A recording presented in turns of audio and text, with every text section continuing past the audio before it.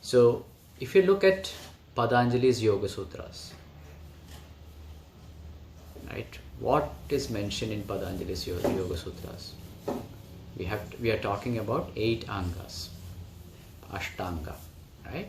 So you have yama, niyama, asana, pranayama, pratyahara, dharana, dhyana, samadhi, right? And when you talk about all these processes, what has Patanjali talked about asanas? Silja was doing some crazy poses and falling down and all that, right?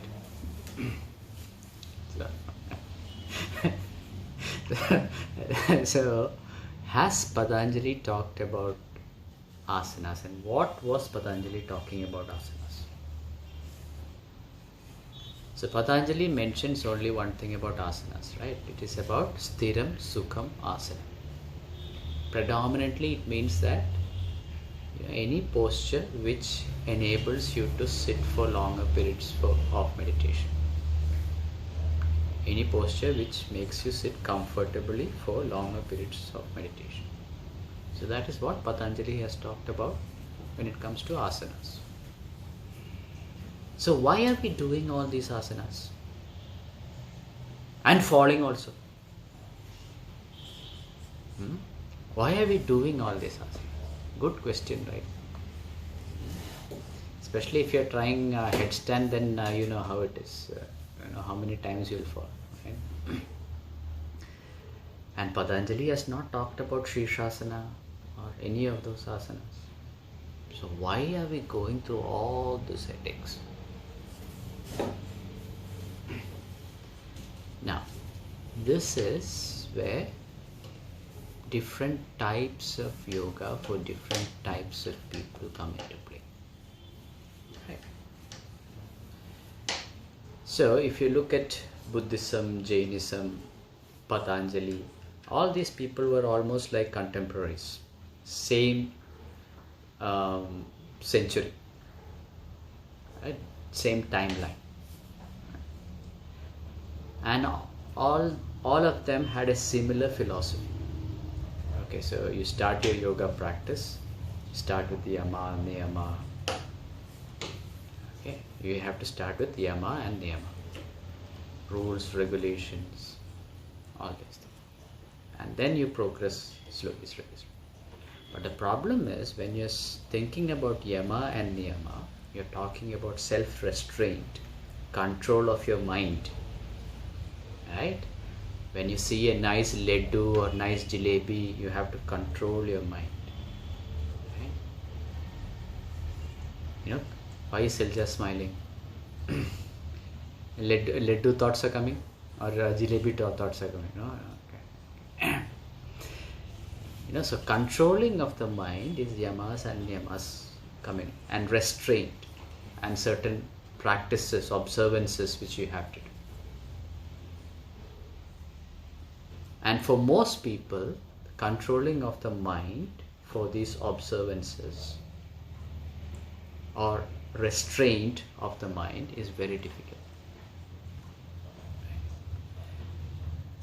So then people like Swatmarama said that, okay, you know, probably this method is not right for everybody. Let us look at another way. And that is how Hatha Yoga came into play. So here, Swatmarama and all that, they wrote books like Hatha Yoga Pratibhaga, Garandashna Samhita, and all those type of books. So what they were talking about is that it is very difficult for normal people like us to control the mind. If you can control your mind, then you can follow that, you know, Raja Yoga type of practices, where that, okay, your mind is already in a calm state, then you can sit down for meditation, and you know, you can progress in meditation much faster. So Patanjali and all were exponents of Raja Yoga, more of meditative practices, sitting down and, you know, meditating. Buddhism, Jainism, all of them were type of that practice. But what we understood is that for normal people it becomes very difficult, and that is why people like Swatma Rama created the Hatha Yoga. So what is the Hatha Yoga process? So Hatha Yoga process start with things like Shatkarmas. Satkarmas is like purification. Okay, purification process. So you are using some Shatkarmas now. Today you did some Satkarma. Silja, what was the Shatkarma you did today?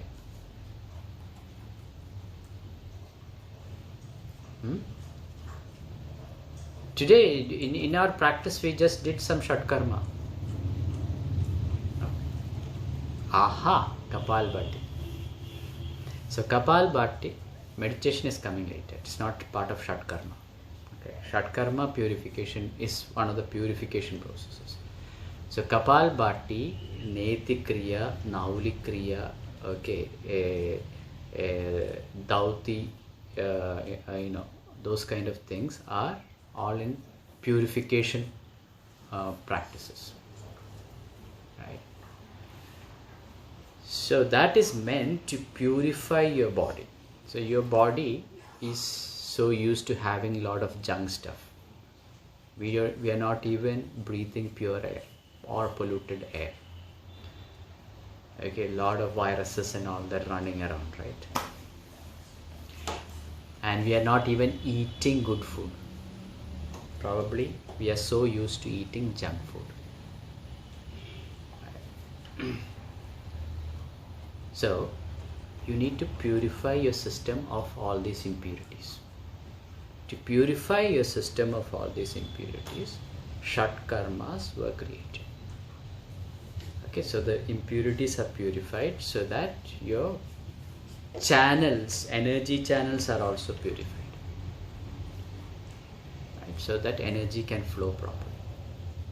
Once the Shatkarmas are done, then you start with asanas. Asanas makes your body strong, makes your body flexible, okay, and also it helps to clear some energy channels, and also it helps to maintain the hormonal balance in the body. Okay, right hormonal balance, so everything is functioning properly and the channels are also open. Okay, this is what asanas help you to do. Now asanas does this. Then next comes pranayama. So what does pranayama do for you? Pranayama means control of energy. Right? Different types of energy. So when you do pranayama, okay, you are able to increase the energy system within your body. Increase the energy levels within your body. And you are able to control this energy within your body, entire body. Right? So we are doing pranayama. The next comes bandhas. Bandhas are what? What is a bandha? Bandha means lock. Right? So when energy channels are all free, energy is flowing freely. So it is like water in a river. Right? Water flowing in a river is not too much of use for everyone. Now if you channelize that water, you create some dam. Now when you put some dams, then you can utilize that water to create electricity. Right? Electricity. So now we are doing bandhas. So your energies are traveling in your body like a river. Now you are creating bandhas, locks. Now the locks are created. So there is potential energy that is built up. Now this energy has to be sent to the generators. So it has to create certain channels. And these channels can be utilized to create higher awareness or higher consciousness, okay, within your system. So you need to, now you have like a dam, you have water that is stored. Now this water has to be let out into the generators, okay, to create the electricity. And for that we use certain circuits. You are creating certain circuits using mudras, right? So you remember what is this mudra? Chin mudra, dhyana mudra. Okay, you have other mudras like Vajroli mudra, okay, Ashwini mudra, Kechari mudra. All these mudras are there, right? So using that, you are sending the energy or the water into the generator to create electricity. Now this electricity has to be taken through transmission lines to reach your house. So electricity is generated. Now you have to channel this energy through the transmission lines. Here the transmission lines, now what we are going to do is channel it through the central nadi called the Sushumna. Right? So you are channeling all of this energy through the Sushumna nadi. Now when you channel this electricity through the Sushumna nadi, what happens is that your chakra starts lighting up. Each chakra from Mooladhara chakra onwards, it starts lighting up. And as each chakra starts lighting up, your consciousness reaches higher levels. Right? For each chakra. So for Mooladhara chakra there is something, then Swadhisthana chakra, then Manipura chakra, Anahata chakra. Slowly as it grows, it is like lighting up. Tuck, tuck, tuck, tuck, tuck, tuck, tuck. You just imagine, from the dam, electricity generated, transmission lines comes to your house and starts lighting up the lights. And then you can start seeing, in the dark you can start seeing. So this is a metaphor. The dam, the river, the dam, the electricity, transmission lights, and your dark room is suddenly being lighted up. Right? So this is what the process of Hatha Yoga does. And this process is easy for normal people. Right? People like us. Because most of us have got tamasic attitude more. Some of us have got more rajasic attitude. Sattvic oriented people are very less in our society.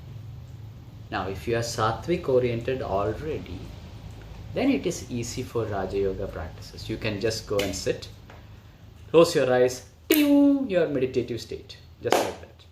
Right? Some people are like that. You don't have to do all these complicated processes. Right? They just can go into meditation just like that, very easy. Those are like sattvic people. For them Raja Yoga is very suited, no problem. But for most of us who are living in this world, who are householders, who have got families to take care of, who have to go to work, and a lot of issues at work, and even at home we have lots of issues. Home actually more issues, right, Silja?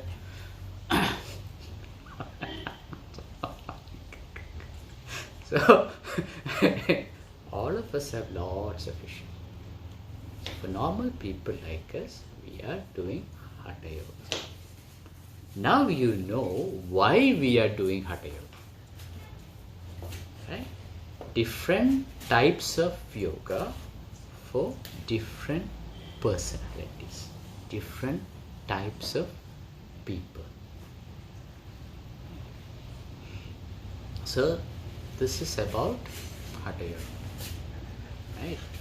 I don't know what yoga to teach him because he has been biting me a lot.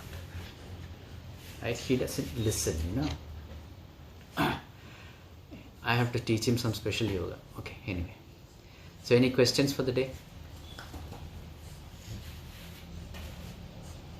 Silja, everything clear? Okay, so I'll take your leave. We'll catch up tomorrow. Thank you.